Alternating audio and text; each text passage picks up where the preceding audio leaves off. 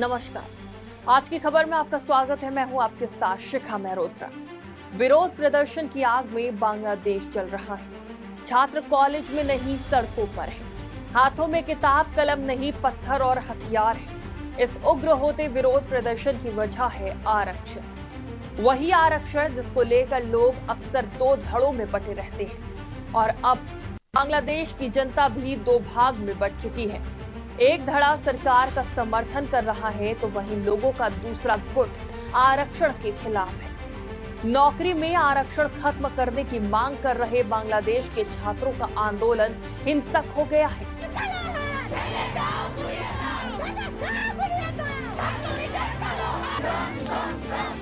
हालात इतने खराब हैं कि पुलिस के साथ झड़प में 39 प्रदर्शनकारियों की मौत हो चुकी है।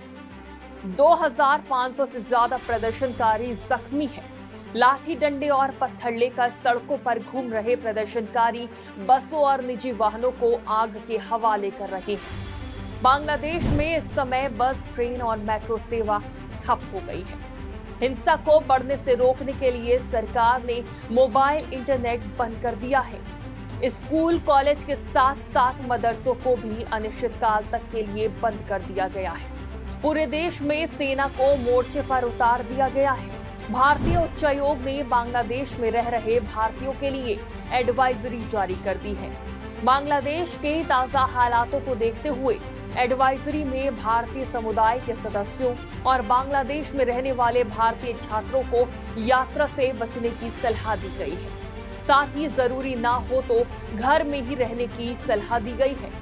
सहायता के लिए उच्चायोग ने 24 घंटे की सेवा वाले कुछ आपातकालीन संपर्क नंबर भी जारी किए हैं। ये छात्र 1971 में मुक्ति युद्ध में लड़ने वाले सैनिकों के बच्चों के लिए सरकारी नौकरियों में मिलने वाले आरक्षण का विरोध कर रहे हैं। इससे एक हफ्ते पहले सुप्रीम कोर्ट ने सरकारी नौकरियों में आरक्षण पर रोक लगा दी थी, लेकिन प्रधानमंत्री शेख हसीना ने इस फैसले को लागू नहीं होने दिया। हसीना सरकार का कहना है कि ये फैसला उनके हाथों में है। बांग्लादेश में पाकिस्तान के खिलाफ 1971 की जंग लड़ने वाले लोगों को वॉर हीरो कहा जाता है। बांग्लादेश में 30% नौकरियां इन वॉर हीरो के बच्चों के लिए रिजर्व है। इसी रिजर्वेशन के खिलाफ बच्चों का गुस्सा भड़का हुआ है। छात्रों की मांग है कि मेरिट के आधार पर नौकरियां दी जानी चाहिए। किसी के पूर्वज वॉर हीरो थे, इसका मतलब ये नहीं कि उनके बच्चों को भी इसका लाभ मिले।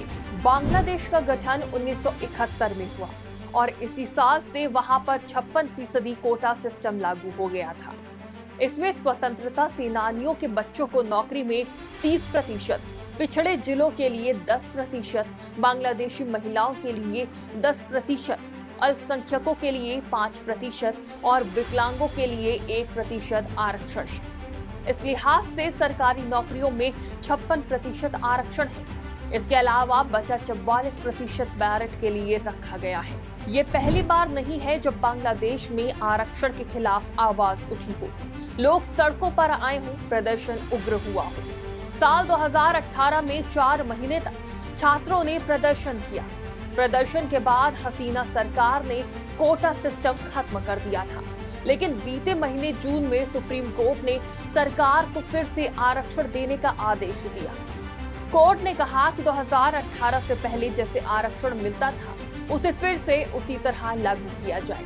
अब इसी के खिलाफ पूरे देश में प्रदर्शन हो रहा है। स्टूडेंट्स की 5 मांगे हैं। पहला, सरकार 56% से घटाकर इसे 10% किया जाए। दूसरा, अगर कोई आरक्षित सीटों से योग्य उम्मीदवार नहीं मिलता है तो भर्ती मेरिट लिस्ट से की जाए। तीसरा, सभी के लिए एक समान परीक्षा हो। चौथा, सभी उम्मीदवारों के लिए उम्र समान हो। पांचवा, कोई भी उम्मीदवार एक बार से ज्यादा बार आरक्षण का इस्तेमाल ना करे। अब देखना यह होगा कि बांग्लादेश की शेख हसीना सरकार प्रदर्शनकारियों की मांग मानकर देश में शांति बहाल करती है या प्रदर्शनकारियों के खिलाफ कोई सख्त कदम उठाती है। फिलहाल के लिए इतना ही। देश और दुनिया की तमाम खबरों के लिए देखते रहिए आज की खबर।